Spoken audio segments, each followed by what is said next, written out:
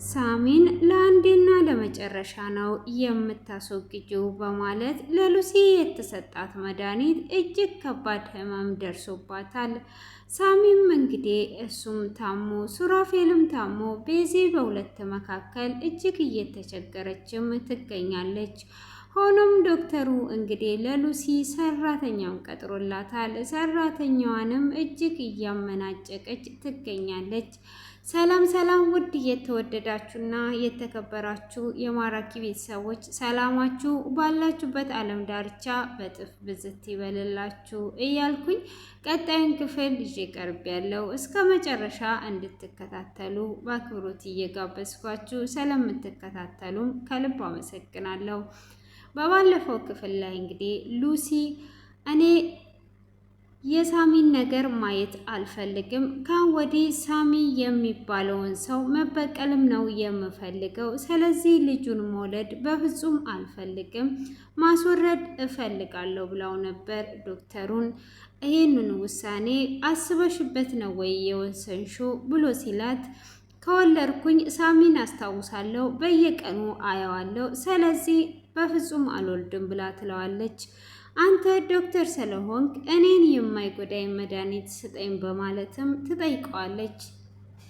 እሱም አንቺ ከወሰንሽ እኔ ምንም ማድረግ አልችልም በማለት መድኃኒቱን አምጥቶላት እውነት ወስንሻል ወይ ብሎ ሲላትም አዎ ወስኛለሁ ብላው እንደተቀበለችው ነበር ክፍሉ የተጠናቀቀው። ሆኖም አሁንም እጅግ ደጋግሞ ወስንሻል ወይ በኋላ የሚጸጽትሽን ነገር እንዳታደርጊ ብሎ ሲጠይቃትም እኔ የሳሚን ነገር ይዤ መጓዝ አልፈልግም፣ አሁን እሱን መበቀል ነው የምፈልገው። እኔ የምፈልገው በእኔ ላይ ብቻ ጉዳት እንዳይደርስ ከሆነ ምንም ነገር አደርጋለሁ ብላ ትለዋለች።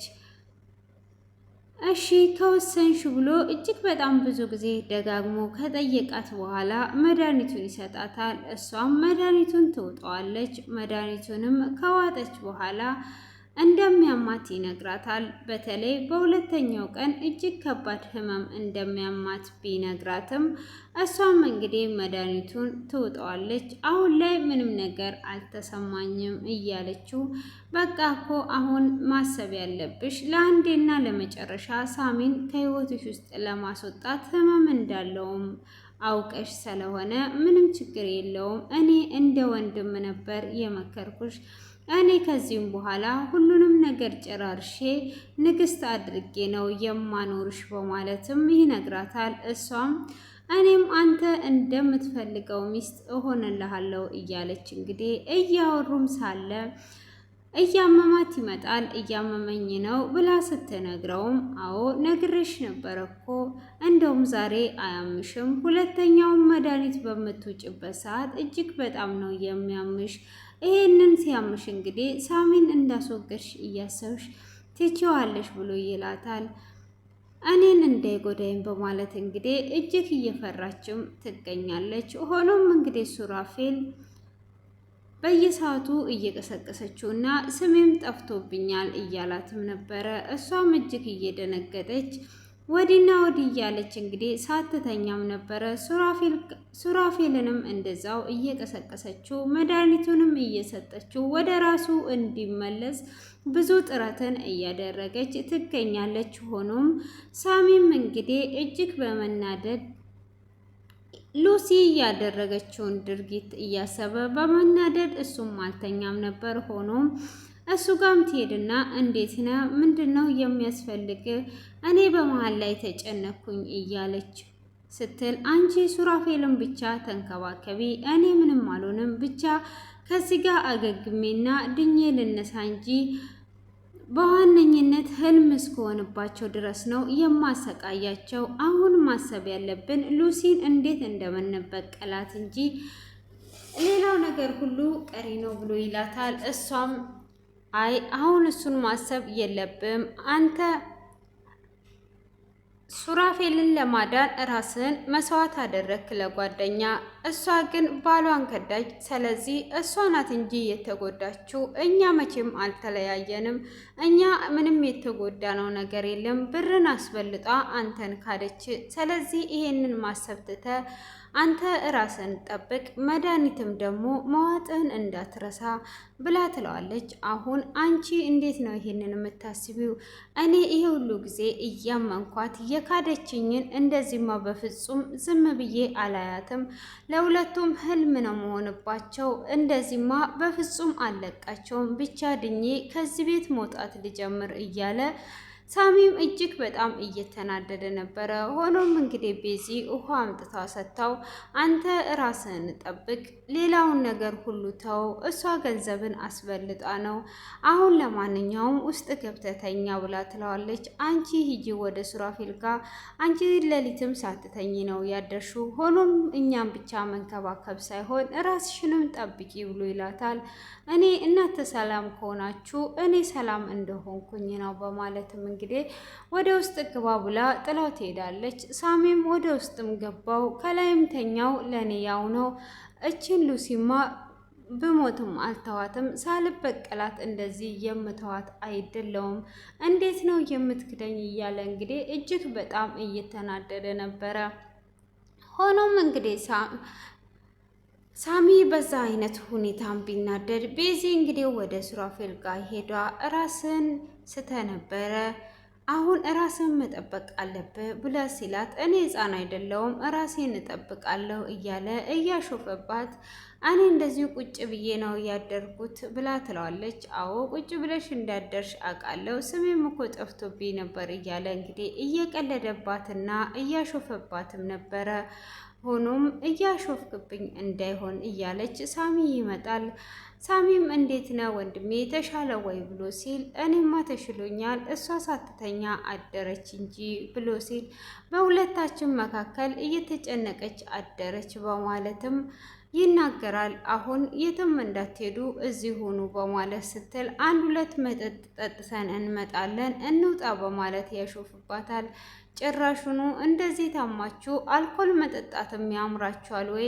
የኔ ጭንቀት አይገባችሁም ወይ? በማለትም አሁንም ትናገራቸዋለች። እየቀለርንብሽ እኮ ነው፣ ለምንድን ነው እንደዚህ የምትዩ? በማለትም እንግዲህ ይናገራታል። እሱም እንደዛ አይነት ነገር በሚናገራት ሰዓት እሺ በቃ አሁን እንሄድና ክላሽ ገዝተን እንምጣ ሉሲን የምንገድልበት እና ሆኖም ዶክተርንም የምንገልበት ሄደን 2 ሳጥን ገዝተን እንምጣ በማለትም ያሾፋሉ። እናንተ ግን ጤነኛ ናችሁ ወይ?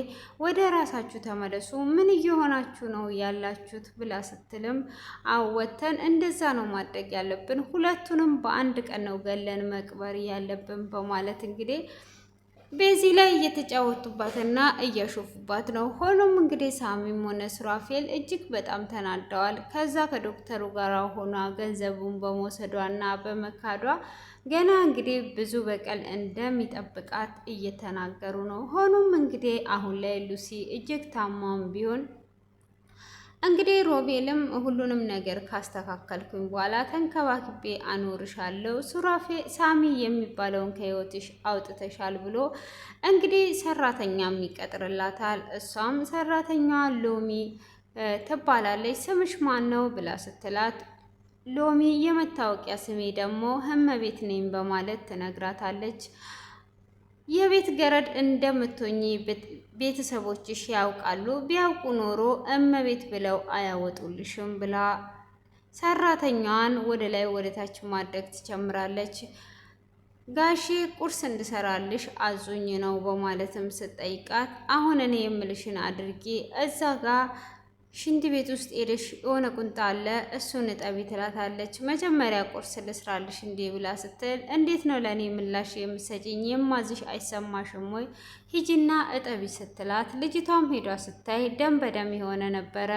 በፍጹም ይሄንን አላጥብም ብላ ስትል እኔ እንደውም በዚህ በቆሻሻ እጅሽ ስላስነካውሽ ማመስገን አለብሽ፣ አንቺ ገረድ መሆንሽን ረሳሽው እንዴ በማለት እንግዲህ እጅግ በጣም በንግግር እየጎዳቻት ነበረ። ሆኖም እሷም ጥላት ትሄዳለች። እሷም እንግዲህ ጥላት ከሄደች በኋላ እሷም እንደዚህ እያመመኝ አንቺ ታሾፍብኛለሽ ወይ እያለች እጅግ በጣም እየታመመች ትገኛለች። ሆኖም እንግዲህ ሱራፌልም ሳሚም ተነስተው ሳሎን ላይ ቁጭ ብለው ነበረ። ቁርስ እስኪደርስ ድረስ ይሄንን ጁስ ጠጡ ብላትልና አሁንማ ተሽሏቸዋል፣ አሁን ከምንም በሽታ ልንገላገል ነው እያሉ እያወሩ እያለ ስለ በሽታ ስታወሩ አንድ ነገር ትዝ አለኝ ብላ ትላቸዋለች። ምንድን ነው ትዝ ያለሽ በማለትም ቤዚን ይጠይቋታል። ሲጠይቋትም ትንሽ ታመነታና ምንድን ነው ንገሪን ብለው ሲሏት ታስታውሳላችሁ አይደለ የሳጂው የእህት ልጅ የታመመች ቤት አለች፣ ስለዚህ ስለሷ ትዝ ብሎኝ ነው ብለው ስትል ለሉላና ለሳሚ ነግሬያችሁ ነበረ፣ ሆኖም ግን አሁን ልንገራችሁ ብዬ ነው ብላ ስትልም ምንድን ነው ብሎ ሲላት 40 ሚሊዮኑን ብር አባትየው እየዘረፈው ልጁን ለማዳን ነበረ። ሆኖም ልጁን ሳያድን የራሱንም ሕይወት አጣ። ሆኖም ደግሞ ያገተኝም የእህቱን ልጅ ለማሳከም ነበር። ያገተኝም ልጅ እችኑ ልጅ ለማዳን ነበረ። ስለዚህ አሁን እኛ ማድረግ ያለብን ዘገየም መኪናውንና ቤቱን ሊሸጥ ነው። ስለዚህ እኛ ደግሞ በአቅማችን እችን ልጅ ረድተን ማሳከም አለብን ብላ ሀሳብ ታቀርብላቸዋለች። ሱራፌልም ምን እየሆንሽ ነው ያለው? በአንቺ የዋነት ነው እኛ እየተጎዳን ያለ ነው። እንዴት ነው ላገተች ሰው ብር የምንሰጠው የምናሳክመው? በማለት እጅግ ይቆጣታል። እሷም እኔ ብታገት ኖሮ ብር እንሰጣቸው አልነበረ ወይ? ስለዚህ ልጅቷን ተባብረን ማሳከም አለብን። አባቷም ለእሷ ሲል ህይወቱን አጥቷል ብላ ስትል ሱራፌል በዚሁ መካከል እጅግ በጣም ይናደድና በአንቺ በዋነት መጎዳት አልፈልግም ብሎ ጥሏት ይወጣል። እሷም እንዴት ነው ጥለኝ የምትሄደው? በፍጹም መውጣት የለብህም፣ አሁን አሞክ ነው ያለው፣ ስለዚህ ከቤት አትወጣም ብትልም ወርውሯት ጥሏት ይወጣል። ሳሚንም እንግዲህ አየከው አይደለ የድሮ ሱራፌል ነው። አሁንም ምንም አይነት ነገር አልተቀየረም። ገንዘብ የሚወደው የመጀመሪያው ሱራፌል ነው። ስለ ገንዘብ ሲነሳ እንዴት ሆኖ እንደወጣ አይተከዋል አይደል ወይ? እቺን ልጅ ማሳከም አለብን ብሎ ትለዋለች። እንዴት ነው አንቺ ይሄንን ነገር ያወቅሽው ብሎ ሲላትም ያገተ ልጅ ነው የነገረኝ ብላ ስትልም ባገተሽ ቀን ነው ወይ የነገረሽ ብሎ ሲላት አይ አይደለም፣ ትናንትና አግኝቸው ነበረ፣ ያለውን ነገር አስረዳኝ፣ ስለዚህ ከጎና ሆነን እቺን ልጅ ማሳከም አለብን ብላ ትላለች። እንግዲህ ሳሚም አንቺ አታስቢ እሱ ይመለሳል፣ እንዴት ነው ግን ጠላታችንን የምንረዳው በማለት እንግዲህ እሱም እያሰበም ቢሆን ሱራፌል የባሰ ቤዚን ትቷት እየሮጠ ነበር የወጣው። ቤዚም እንግዲህ መልካምነትን በማሰብ የዛን ጊዜ አግቷት ቢቆይ ኖሮ ቤቱንም ሆነ ምኑንም ሸጠው 40 ሚሊዮኑን ብር ለመክፈል ሰዓትና ጊዜ ስጠን እያሉት ነበረ። ሆኖም እዚህ ጋር ደግሞ ላሼ በጸባይ ነበር የለመናት፣ እችን ልጅ እናድንላት፣ እህትየው በጣም ተጨንቋለች። ስለዚህ ሳጂም ለእናተ ብዙ ውለታ ውሏል፣ አባትየውም ለዚች ልጅ ሲል ነው ራሱን መስዋዕት ያደረገው ብሎ ስላላት ቤዚ እዚህ ጋር በጣም አዝናለች። እንግዲህ ከጎናቸው ለመሆን አስቧለች። ሆኖም ሱራፌል እና ሳሚ በዚህ አይነት ስምምነት ውስጥ ሊገቡ አልቻሉም ማለት ነው። ሆኖም እንግዲህ ሉሲ ዛሬ ላይ ቅሌቷንና ውርደቷን ወስዳ እየተንከባለለች ትገኛለች። ዶክተሩን ከቤት ወጥቷል። እንግዲህ ሎሚም ከሩቅ እየተመለከተቻት ነው። እሷም በጣም አሟት ነው የምትገኘው ማለት ነው። እንግዲህ የሁለተኛ መድኃኒቱን ሳትውጥ እንደዚህ ያመማት እንግዲህ ስትውጥ ደግሞ እንዴት ልትሆን ነው? እንግዲህ የሉሲ ውርደት በቅርብ እንደሚሆን ምንም አይነት ጥርጣሬ የለንም። እንግዲህ በጣም እንደሚያማትና ዶክተሩም እንደሚተዋት ወደፊት ምንም አይነት ጥርጣሬ የለንም። በተለይ ደግሞ ሰራተኛ እንዴት እንደምታመናጭቅ እንዴት እንደምትናገር እጅግ ከባድ ልጅ ናት ማለት ነው። እንግዲህ ከባድ ልጅም እንደሆነች የሚታወቀው የልጇን አባት እንግዲህ ለገንዘብ ብላ ክዳው ልጁንም እንደዚህ በዚህ አይነት እያስወረደች ከጠላታቸው ጋር እንግዲህ ፒስ ሆና ለመኖር እያሰበች ነው። ሆኖም እንግዲህ ውድቀቷ በቅርብ ነው ማለት ነው። በዚህ ደግሞ እንግዲህ እጅግ ነው የምታሳዝነው። እርግብም ትታከምና ትድናለች ብለን ተስፋ እናደርጋለን። እንግዲህ ሱራፌልም ወደ ራሱ ይመለስና በቤዚ ሀሳብ ይስማማል ብዬ አስባለሁኝ። እንግዲህ ካገናዘበው ማለት ነው። ውድ የተከበራችሁ የተወደዳችሁ ቤተሰቦቼ እናንተም ኮሜንት ላይ አስተያየታችሁን አስቀምጡ ማለት ነው። እንግዲህ ሉሲ እየተጣጣረች ነው። ሎሚን እንደዛ ሰላም መናጨቀቻት ትደርስላታለች ወይስ እንግዲህ ያ ወዳጇ ይደርስና ወደ ሕክምና ይወስዳታል ወይስ ትሞታለች የሚለውን እንግዲህ ኮሜንት ላይ አስተያየታችሁን አስቀምጡ። እስከዚህን ሰዓት በትዕግስት ስለተከታተላችሁኝ ከልብ አመሰግናለሁ። በአዲስ ጠቃሚ በሆነ ቪዲዮ እስክንገናኝ ድረስ ሁላችሁም የእግዚአብሔር ጥበቃ፣ ምሕረት፣ ቸርነት ይብዛላችሁ። መልካም ቀን ተመኘውላችሁ። ለሁላችሁ መልካም ቆይታ፣ መልካም ቀን። ባይ ባይ።